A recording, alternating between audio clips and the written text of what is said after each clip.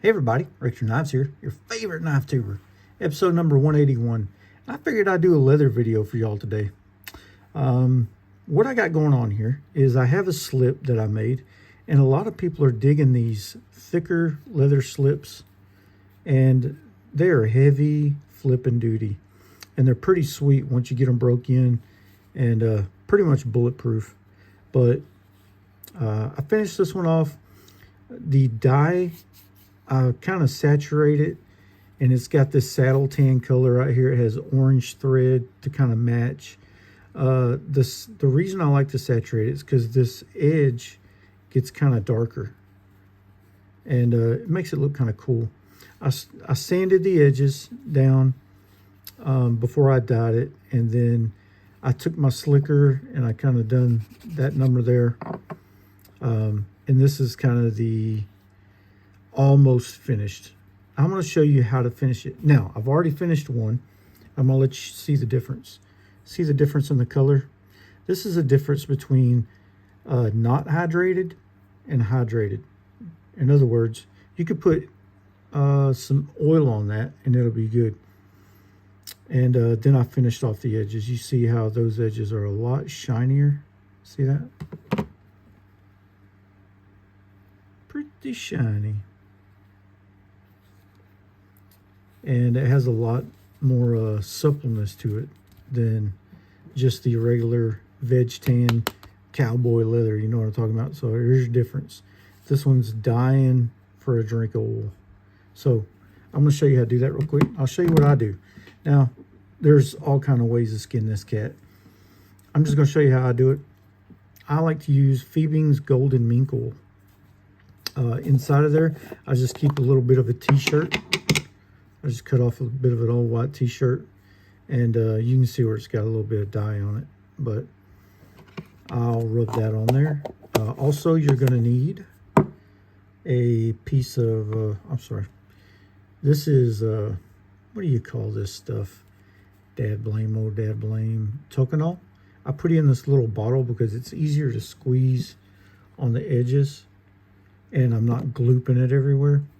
There's not very much in here, but we'll see if I can get some out. And then a piece of canvas. This one's about 10 years old, no kidding. This is just what I use to slick the edges with. You'll also need one of these right here, a slicker. A city slicker, I guess.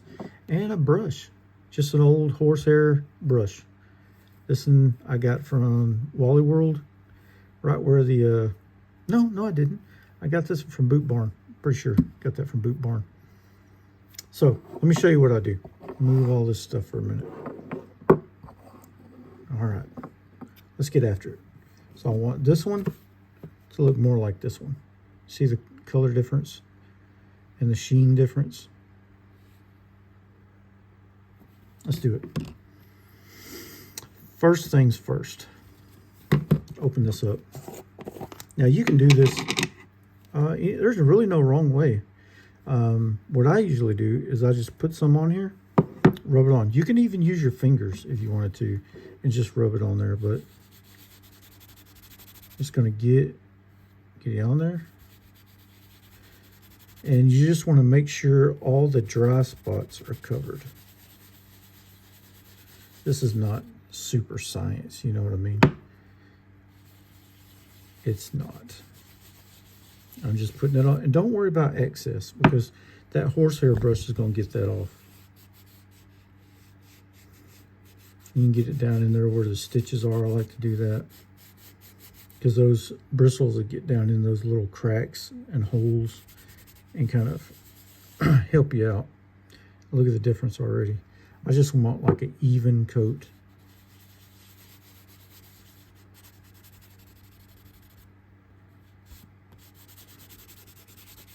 And sometimes, depending on what you're using to put this on, it could make it a little darker.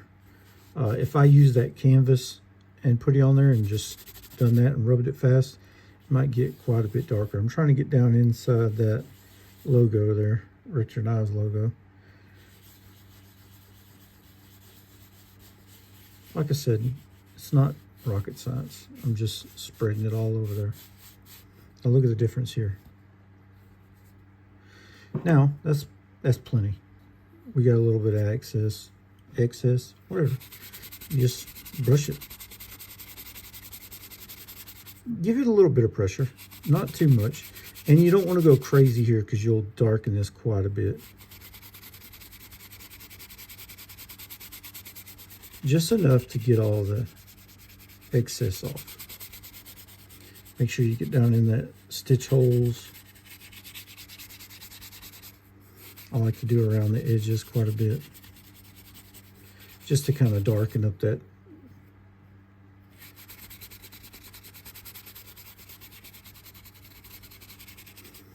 Now, when you're using veg tan and you're dyeing stuff, it likes to take all the moisture out of the leather. And you don't really want to do that with veg tan leather. It's pretty much the same thing they use for saddles, holsters, stuff like that. This is the same leather. A lot of tack and stuff like that for horses and whatever. And this will also give this leather a lot of definition as well, doing this right here. Like you can see every little crack and every little scar. You see that? Gives it a lot of definition. Look what it's done to the logo there. You can see it a lot better.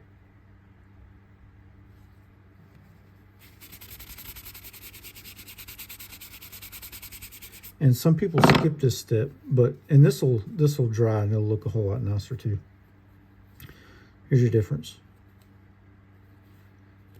When it dries, it's going to look pretty darn good. Now, let's do this side.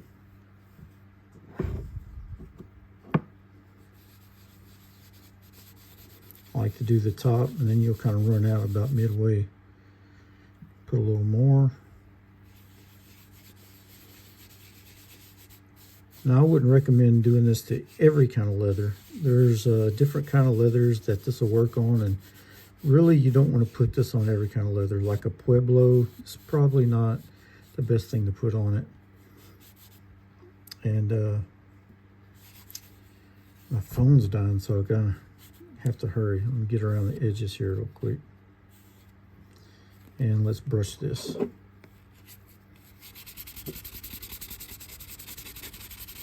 Figured I'd make this quick video. It's turned into like 8 minutes already. I could have really already had this done had I not been yakking and all that. But I see some leather workers and slip makers skip this step. And this just kind of helps it quite a bit. You could tell the difference in a dry leather slip and a hydrated one. If you're using veg tan and a lot of dye, you don't really want to skip this step. Now that looks a whole lot better. Look at that. Okay, so edges. Let's do the edges real quick. First off, I'm just going to do this right here. I just picked the biggest spot, the one that'll fit it, and I'm just real quick. It's already getting shinier. See, it's smoothing it out. Kind of closing that gap. Oop, hit the camera. It's hard not to do. And this one's pretty rustic, so you'll see like places in the edges where the dye didn't take as well. See right there? And that's fine. That's kind of how I meant it to be. I knew it was going to do that. I've done enough of these to know it's going to be that way. So I'll just kind of slick it as good as I can. Use a lot of sandpaper and a lot of sanding on this in progression. Whacking the camera again. Just to get it to where it is right there. So then next thing is we're going to hit this with a little bit of Tokonol. Not a lot. I'm running out of this stuff. There we go. So I'm just going to run it across there. Right? Then I'm going to take this one more time. Go like that. Then take this piece of canvas And this ain't about going fast. This is about, you want to kind of feel it tugging, like starting to get grip. And you'll hear it go, listen. Hear that? Starting to get grip. That's when you start to get the shine.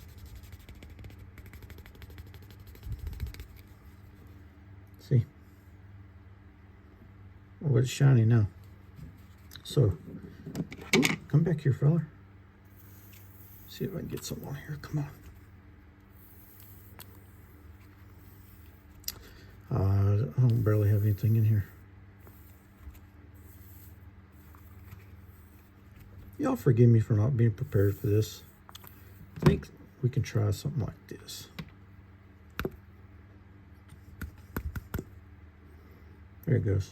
There's a little bit.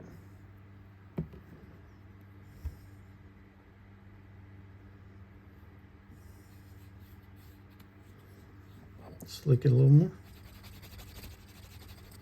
And if you're not careful, this will probably give you carpal tunnel. Or not, I don't know.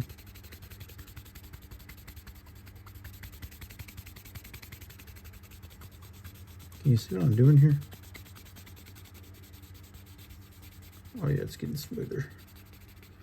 Feel that? Get the corners there.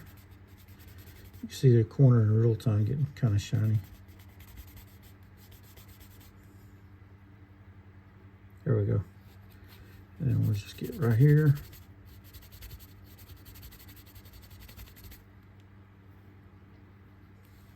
And up here.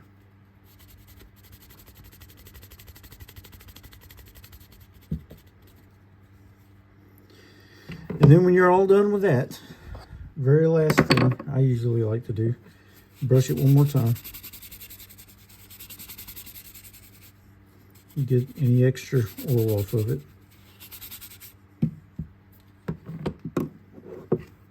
Put this up. That's what it looks like. Go get you some. And then put it down here on the table and just take that thing and do it around the edge. Kind of gives a little more character.